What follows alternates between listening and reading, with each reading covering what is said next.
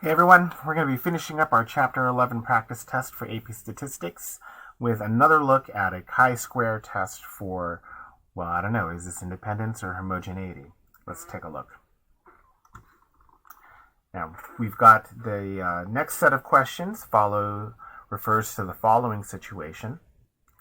A study was conducted to determine the fatality rate to determine if fatality rate depends on the size of the automobile.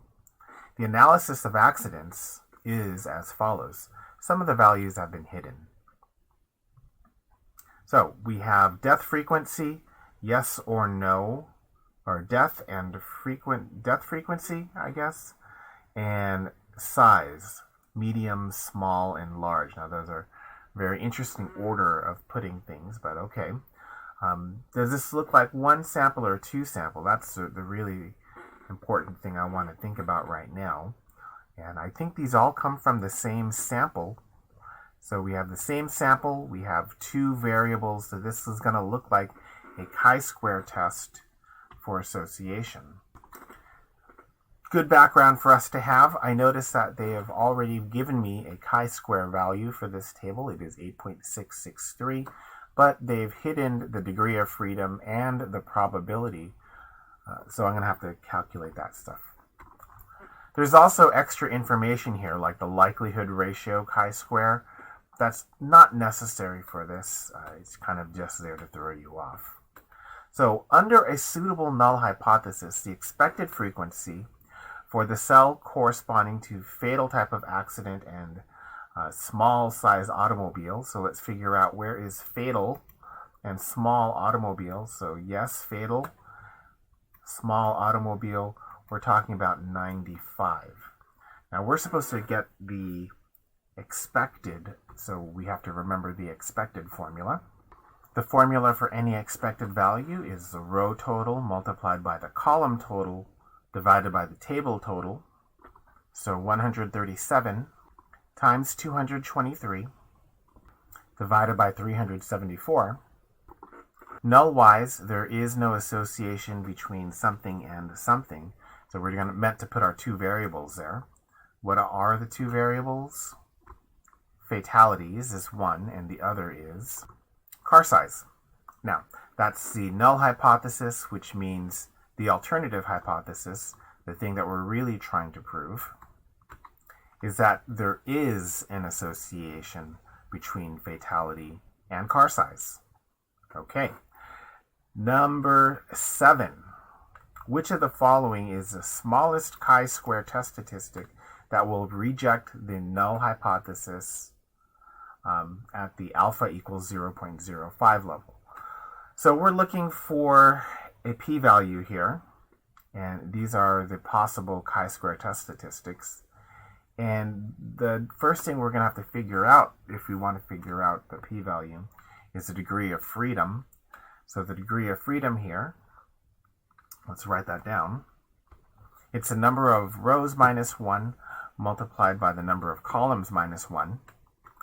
In our case, that's 2 minus 1 multiplied by 3 minus 1, or just 2. Now to get ourselves a chi-square p-values, let's grab our calculator and take a look at the p-values. Now, to calculate that, we're going to be using a chi-square CDF, that's number 8, and we're going to substitute in one of those prospective p-values. Let's take a look at them again. And these are all in increasing order. Remember that the p-value is going to decrease as the chi-square test statistic increases. So the ones here on the right, these have large or smaller p-values, and the ones here on the left have bigger p-values.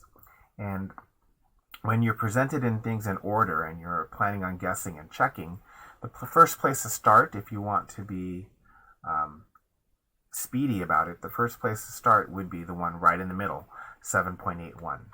So let's check the p-value for 7.81. So 7.81 is our lower. Our upper is always 1E99, and our degree of freedom is 2. Let's see if that's less than 0.05.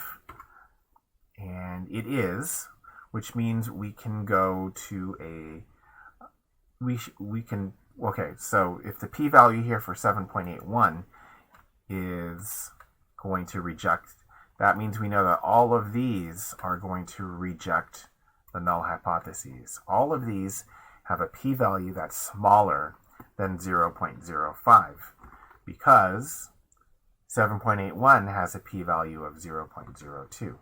Now we just have to check, does 5.99 reject the null hypothesis? I don't know. Let's do the exact same thing. Distribution, chi-square CDF.